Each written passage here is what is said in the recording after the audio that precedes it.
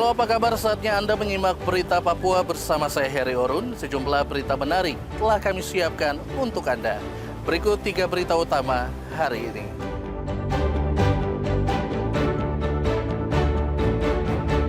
Melihat lebih dekat suku Elseng di Kabupaten Jayapura yang berkomitmen menjaga hutan, namun terisolasi dari pembangunan.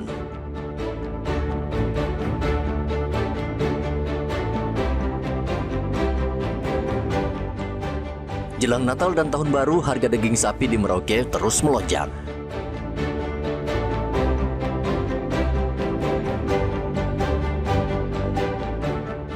Pelaku tabrak lari belum tertangkap, warga Manokwari blokade ruas jalan utama kabupaten.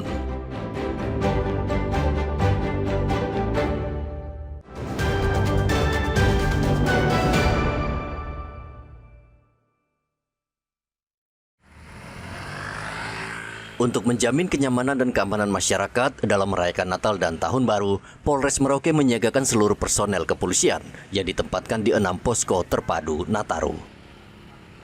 6 posko tersebut masing-masing berada di Bandara Mopah, Pelabuhan Merauke, kawasan depan Toko 2, Mandala Mulia, kawasan Library, serta distrik Kuprik. Selama 24 jam penuh, personel kepolisian akan bersiaga di posko-posko tersebut untuk memberikan pelayanan dan pengamanan kepada masyarakat yang merayakan Natal dan Tahun Baru. Selain pengamanan, Polres Merauke juga memfokuskan pelayanan posko terpadu pada kelancaran lalu lintas serta respon cepat terhadap seluruh laporan dan pengaduan masyarakat. Pos terpadu Ahmad Yani ini diperkhususkan untuk melayani laporan-laporan masyarakat dalam rangka Natal dan Tahun Baru.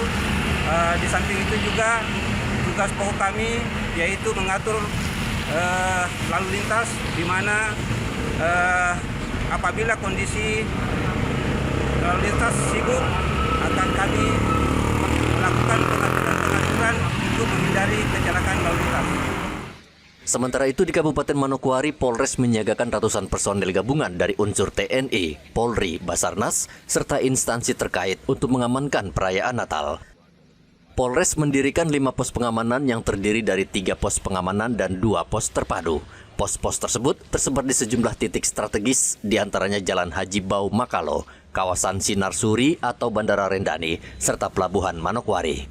Kehadiran pos pengamanan ini bertujuan untuk memastikan keamanan, ketertiban, serta kelancaran mobilitas masyarakat, sehingga perayaan Natal dapat berlangsung aman dan nyaman. Polresta Manokwari membawahi 5 pos. Jadi ada pos pelayanan terpadu, itu di bandara dengan di pelabuhan. Kemudian pos pelayanan ada di Sinar Suri, kemudian pos pengamanan ada di Simpang Haji Bau dan Simpang Makali. Sedangkan personil yang kita terjunkan di sini adalah sebanyak 103 personil. Itu dari anggota Polresta Manokwari, kemudian sahabat samping dalam hal ini rekan-rekan TNI, kemudian dari Damkar, dari Basarnas, kemudian dari unsur-unsur lain Setkom yang memang kita libatkan dalam pengamanan Natal dan Tahun Baru ini. Menjelang Natal yang tinggal beberapa hari lagi, aparat gabungan juga terus mengintensifkan patroli secara proaktif dan dialogis.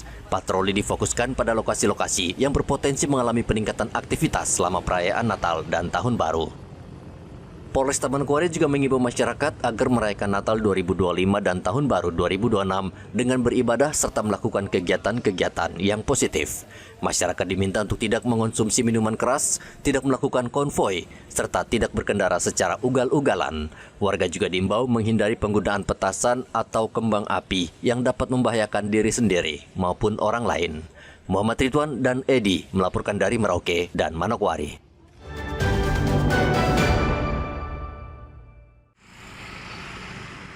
Polisi di Kabupaten Merauke memfokuskan pengamanan pada pelaksanaan misa malam Natal dan misa hari Natal di seluruh gereja. Kepala Bagian Operasi Polres Merauke AKP Irwanto Sawal mengatakan terdapat 29 gereja yang tersebar di Kabupaten Merauke dan menjadi fokus utama pengamanan selama perayaan Natal. Pengamanan dilakukan untuk memastikan seluruh rangkaian ibadah Natal dapat berjalan dengan aman, tertib, dan lancar, serta memberikan rasa nyaman bagi umat Kristiani dalam menjalankan ibadah. Misa ya, ini pengamanan misa di gereja yang di dalam kota ini yang kami sudah datakan itu dan ditempatkan personil itu kurang lebih ada 29 gereja. 29 gereja itu ada gereja-gereja tertentu yang melaksanakan misa itu mulai tanggal 24, 25, 26 sampai 27 itu ada. Sampai dengan tanggal 30 itu ada katedral. Selain pengamanan misa malam Natal dan misa hari Natal, aparat kepolisian juga menyiapkan pengamanan lanjutan untuk misa malam Tahun Baru. Polres Merauke juga rutin berpatroli di wilayah rawan dan meningkatkan kewaspadaan hingga seluruh rangkaian perayaan Natal dan Tahun Baru selesai dilaksanakan. Muhammad Ridwan dan Riantonai melaporkan dari Merauke, Papua Selatan.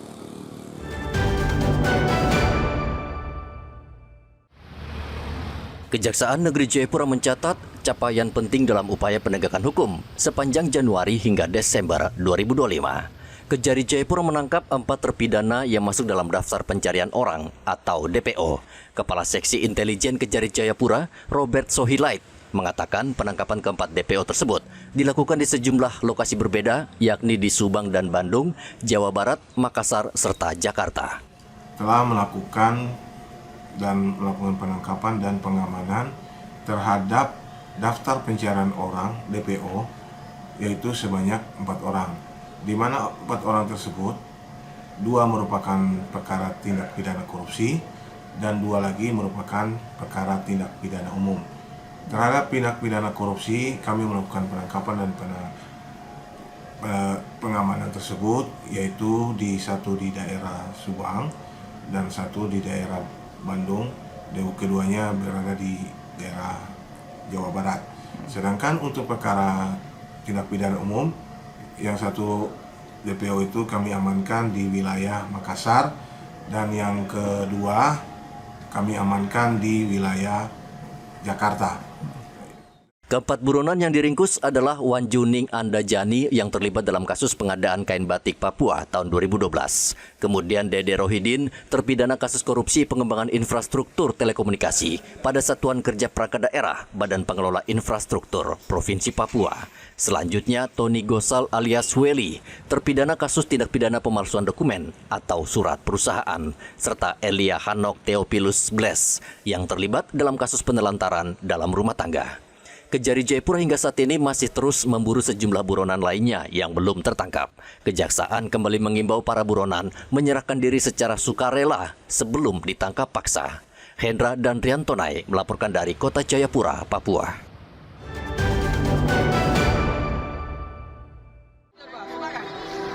Sudah 1 bulan berlalu kasus kematian Marvel Rumbino, siswa SMA Taruna Kasuari, Papua Barat, yang menjadi korban tabrak lari di depan Hotel Mutiara, kawasan Sanggeng, Manokwari pada 10 November 2025 lalu, hingga kini belum juga terungkap.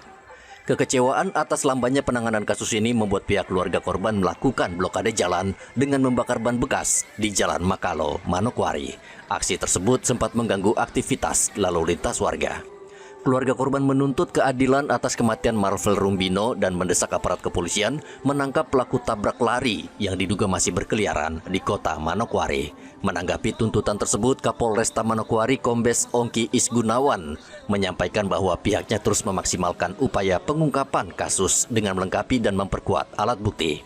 Kapolresta juga menjelaskan kepolisian tidak dapat sembarangan melakukan penangkapan tanpa dukungan alat bukti yang kuat, karena hal tersebut justru dapat menimbulkan persoalan hukum di kemudian hari. Kepada keluarga untuk bersabar, serahkan kepada kami dari kepolisian. Dalam hal ini saya Kapolresta Manokwari bertanggung jawab ya, untuk bisa mengungkap kasus ini.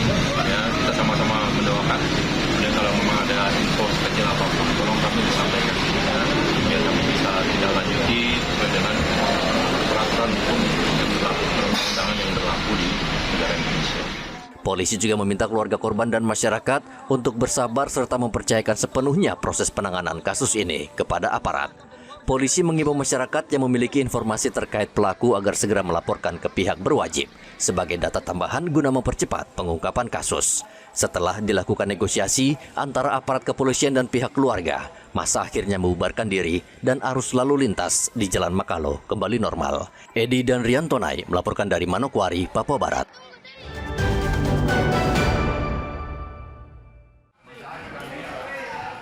Dua hari menjelang Natal, harga daging sapi di Kabupaten Merauke kembali mengalami kenaikan.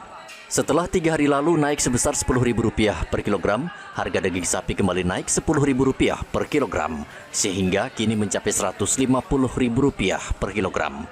Kenaikan harga ini dipicu oleh meningkatnya permintaan masyarakat menjelang Natal ditambah adanya pengiriman daging sapi ke luar daerah Merauke. Ini sekarang Pak, ini sudah berapa hari yang lalu sudah naik sampai 150. 1 kilo? Per kilonya Pak. Oh, jadi dari harga 150 ya? Iya, langsung dari 150. 150, berarti Rp10.000 per kilo ya? Iya. Kenapa sampai bisa naik seperti itu Pak? Dari permintaan. Cukup tinggi baru, ya? Iya, baru tinggi, permintaan tinggi sekarang. Pengiriman juga ada? Iya, siap. Pengirimannya juga ada. Meski harga daging sapi mahal tidak menurunkan keuntungan penjual karena warga tidak ada pilihan sehingga tetap membeli daging untuk kebutuhan Natal. Muhammad Ridwan dan Rian Tonai melaporkan dari Merauke, Papua Selatan.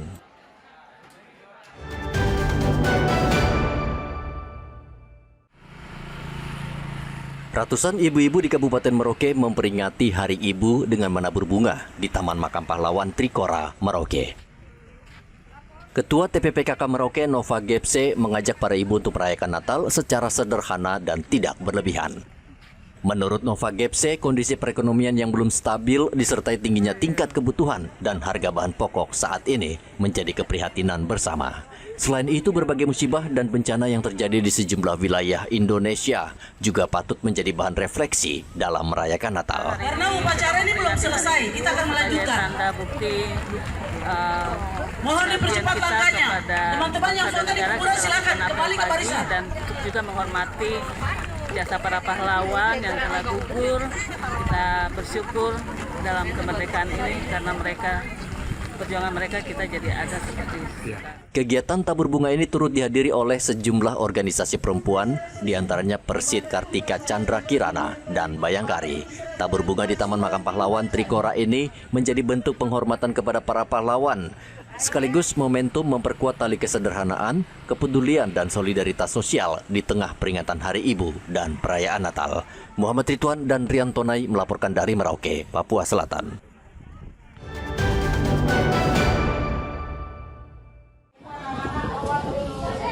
Memastikan masyarakat dapat merayakan Natal dan Tahun Baru dalam kondisi sehat tanpa gangguan kesehatan, Polres Merauke menggelar pemeriksaan dan pengobatan gratis bagi warga lanjut usia. Pelayanan kesehatan ini dilaksanakan dalam rangka menyambut Natal dan Tahun Baru di Kabupaten Merauke dan dipusatkan di Gereja Kuda Mati. Selain pemeriksaan kesehatan, para lansia juga mendapatkan layanan pengobatan secara gratis. Sebagian besar lansia yang datang berobat mengeluhkan keluhan pegal-pegal serta infeksi saluran pernapasan atas atau ISPA menjelang perayaan Natal. Dalam rangka menjelang Natal 2025 dan menyongsong Tahun Baru tahun 2026, Burdokes Polres Merauke melaksanakan bakti kesehatan dengan memberikan pelayanan kesehatan gratis kepada umat Nasrani yang berada di Gereja Katolik Santo Mikael Kuda Mati. Selain memberikan pelayanan kesehatan gratis, polisi juga mengimbau warga menjaga kedamaian dan keamanan di Merauke. Muhammad Ridwan dan Rian Tonai melaporkan dari Merauke, Papua Selatan.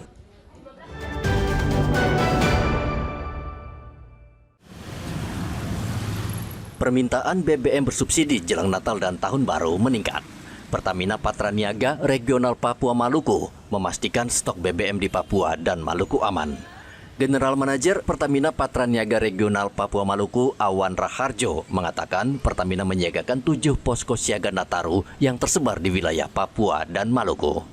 Posko-posko tersebut disiapkan sebagai pusat koordinasi apabila terjadi kendala, keluhan maupun gangguan distribusi energi di lapangan.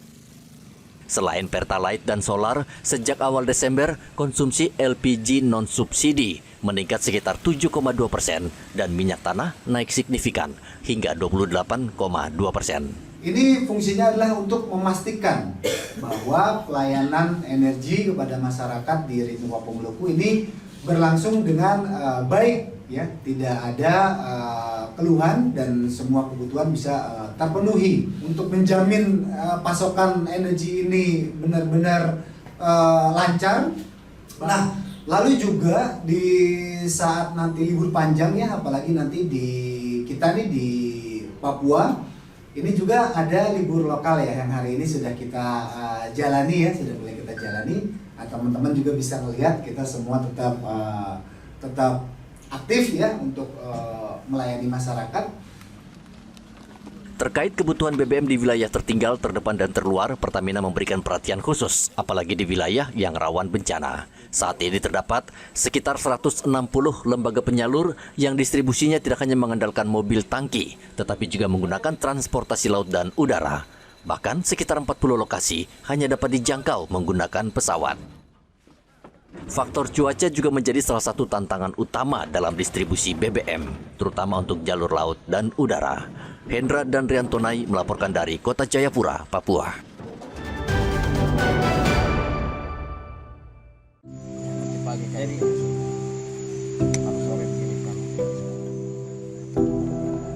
Di tengah rimbunnya hutan Kabupaten Jayapura, suku Elseng masih bertahan menjaga alam yang menjadi sumber hidup mereka secara turun-temurun. Namun, komitmen menjaga hutan tersebut tidak berbanding lurus dengan hadirnya pembangunan. Hingga kini, suku Elseng masih hidup dalam keterbatasan dan terisolasi dari akses dasar. Suku Elseng merupakan satu-satunya suku di Kabupaten Jayapura yang hingga kini masih mempertahankan hutan adat mereka secara utuh. Pola hidup nomaden masih dijalani, berpindah mengikuti ketersediaan sumber daya alam di hutan. Kondisi ini bukan semata tradisi, tetapi juga akibat keterbatasan infrastruktur, pendidikan, dan layanan kesehatan. Suku Elseng tersebar di sejumlah distrik antara lain Kemtuk, Kemtuk Gresi, dan Gresi Selatan di Kabupaten Jayapura. Sebagian lainnya berada di distrik Arso 3 dan Arso 4, Kabupaten Kerom. Kami tidak ada pendidikan dan kesehatan. Sementara di kampung belum ada pendidikan dan kesehatan pun belum ada. Di dalam kami kalau sakit harus keluar ke distrik, ke kampung Bangai, berobat di situ. Selagi kalau bisa kita jalan. Kalau memang kesakitan kita sudah berat, tidak bisa kita jalan memang. Mau mati langsung mati. Karena kita terjangkau dengan apa? Ya itu. Pendidikan tidak ada juga. Dan anak-anak kami banyak, tapi belum ikut pendidikan, belum sekolah semuanya. Ada tinggal yang kecil-kecil di kampung, ada banyak sekali, sebentar Bapak dong pergi baru lihat. Banyak anak-anak, tapi tidak ada pendidikan, belum di pendidikan. Jadi menyangkut kesehatan juga begitu. Seperti saya sekarang ada, sebentar Bapak ada malaria. Mau keluar ke bus pun juga, malaria ini. Kalau paksa jalan ini mah betul, bisa bahaya di jalan. Terpaksa daun-daun alam yang sudah ditunjukkan oleh orang tua kami, itu yang kami pakai untuk rahu-rahu urut-urut sih, untuk tahan-tahan. Nanti setelah sudah bisa jalan, baru kami bisa ke rumah sakit.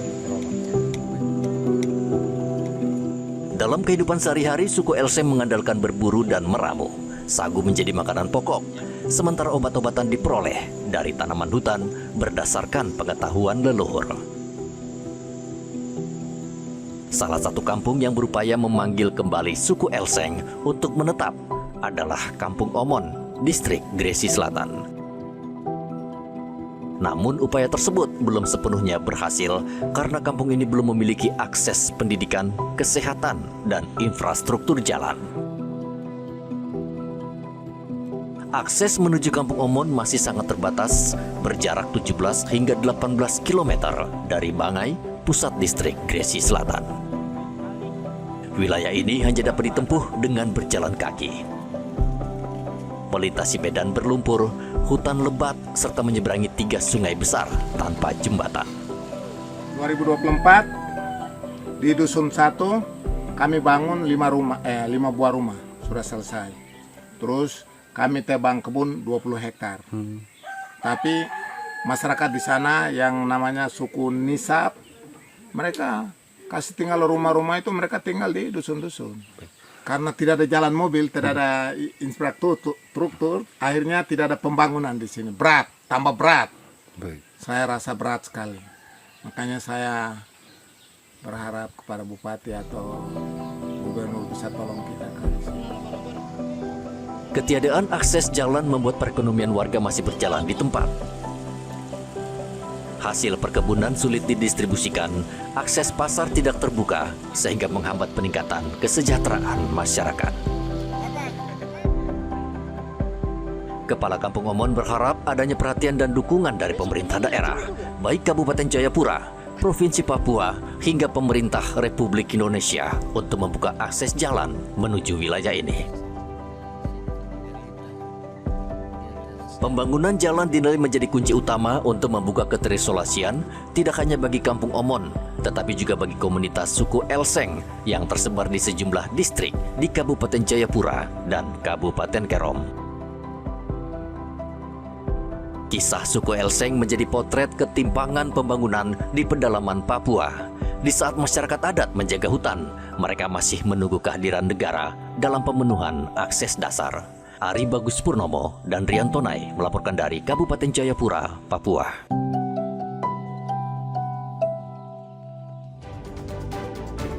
Pemirsa, informasi tadi menutup perjumpaan kita di Berita Papua hari ini. Jangan lupa pastikan Anda subscribe channel YouTube Liputan 6 SCTV Daerah.